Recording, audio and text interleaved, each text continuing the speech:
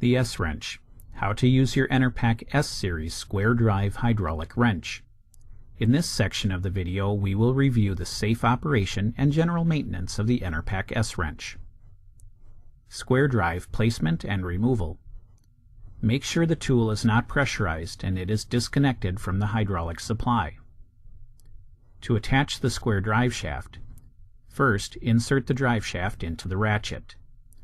Press the release button and keep it depressed. Push and turn the drive shaft until it locks into place. To remove the square drive shaft, press the release button and keep it depressed.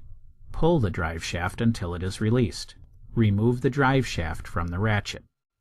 To attach and remove a socket. To attach, position the socket on the drive shaft and fit the retaining pin through the hole in the square drive. Move the ring over the pin. To remove, slide the ring off of the retaining pin opening, remove the retaining pin, and take the socket off the drive shaft. To mount the reaction arm. Because of the rigid steel design of the S-wrench, the reaction arm can be rotated incrementally around the tool, with maximum torque limited to the range shown. This will maintain stability against a reaction point up to full torque. Position the reaction arm onto the ratchet end of the tool. Press the latch and slide the arm all the way onto the tool. Release the latch to secure the arm. Approximately 1/8 inch of the splined end of the wrench should be visible on the outside of the reaction arm. To adjust the angle of the reaction arm, press the latch and slide the arm off the tool. Position the arm as necessary. To connect hoses. First, make sure the hoses match the pressure rating of the pump and wrench you will be operating. Next, make sure there is no pressure in the system. If there is, turn off the pump and depressurize before proceeding. Remove the hose dust caps. Notice that there are male and female couplings on the hose and on the S-wrench. Connect the hose with the female coupling to the advanced side of the wrench. This is marked with the letter A. Slide the sleeve down over the advanced coupling and hand tighten completely. Connect the male hose coupling to the return coupling on the S-wrench. This is marked with the letter B. Slide the sleeve in place and hand tighten completely.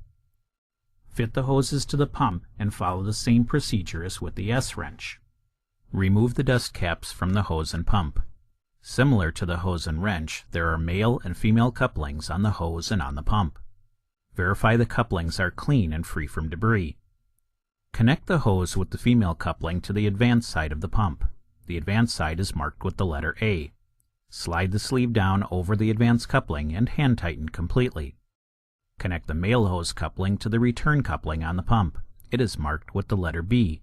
Slide the sleeve in place and hand tighten completely.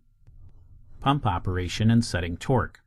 Adjust the pressure on the pump as necessary to set the torque desired. You can use the settings listed in your pump's manual to set the pump pressure, or go to the bolting calculator at www.enerpac.com.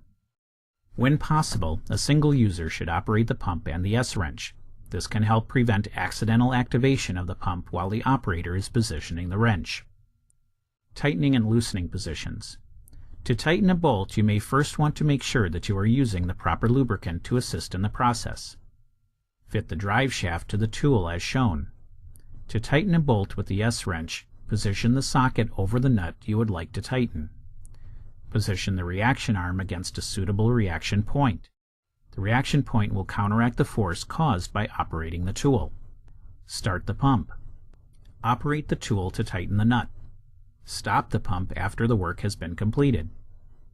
When torquing, it is common to tighten only one bolt at a time. This can result in point loading and load scatter. To avoid this, torque is applied in stages following a prescribed pattern. Tighten the nut spanner tight, ensuring that 2 to 3 threads extend above the nut. Tighten each bolt to 1/3 of the final required torque following the star pattern as shown. Increase the torque to 2/3 following the star pattern as shown. Increase to full torque on the third pass, again following the same pattern as used in steps 1 and 2. Perform a final pass on each bolt, working clockwise from bolt 1 at the full and final torque. Loosening. Fit the drive shaft to the opposite side of the tool. You may first want to apply releasing oil to the threads and allow the oil to penetrate. Position the wrench socket on the nut as shown. Operate the pump and S-wrench until the nut is loose. When loosening bolts, a torque value higher than the tightening torque is normally required. This is mainly due to corrosion and deformation in the bolt and nut threads. The breakout torque cannot be accurately calculated. However, depending on conditions, it can take up to 2½ times the input torque to break out. The use of penetrating oils or anti-seize products is always recommended when performing breakout operations. Safe handling of the S-wrench. Do's and don'ts. Proper location of the reaction arm. Improper location of the reaction arm. Be aware of pinch points from the reaction foot. The reaction foot can pinch your fingers or the hose if you are not careful. Do not work in line with the bolt you are tightening or loosening. Preventive maintenance. Check the tightness of the swivel manifold pin screws. Pressurize the drive unit to maximum pressure, advance and retract, and check for leaks. Damaged components or seals must be replaced. Remove the drive shaft. Remove the housing guard screws and remove the housing guard. Release the crank pin from the piston rod hook. Remove the crank assembly. Remove the ratchet, spring-loaded drive shoe, and compression springs. Clean and inspect for damage. Any damaged components and seals must be replaced. Dry all components and apply a thin coat of molybdenum disulfide to the locations as shown.